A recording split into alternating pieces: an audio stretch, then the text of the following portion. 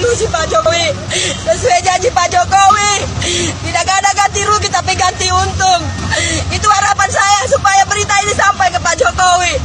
Karena saya tahu Pak Jokowi itu orang baik.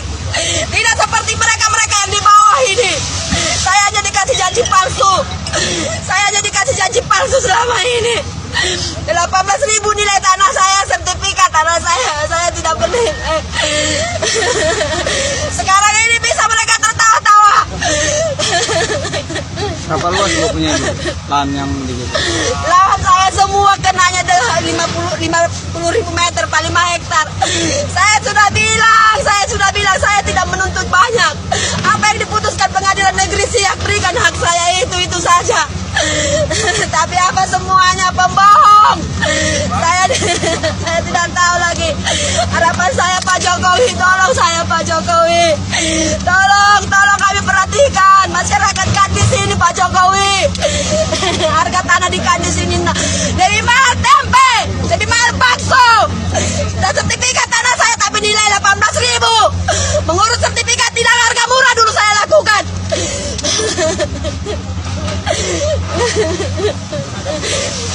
Saya sudah lakukan segala upaya. Tidak pernah diajak mufakat masyarakat, tidak pernah. Pihak-pihak mereka yang selalu langsung menentukan harga. Tanah ibu sekian. Bila terima, bila tidak ajukan pengadilan. Saya sudah lakukan ajukan pengadilan. Saya sudah buat semampu saya. Tapi semua nol, tidak ada hasilnya. Tapi saya percaya bila berita ini sampai Pak Jokowi akan turun langsung, akan memberantas semua korupsi yang ada di kabupaten ini, di Siak ini khususnya. Siapapun kalian nantinya, bila ini sampai kepada beliau, kalian akan diajar semuanya. Banyak kami masyarakat kami di sini yang tidak bisa berbuat apa-apa, karena kami tidak memiliki pengetahuan seperti mereka. Kami bodoh secara hukum.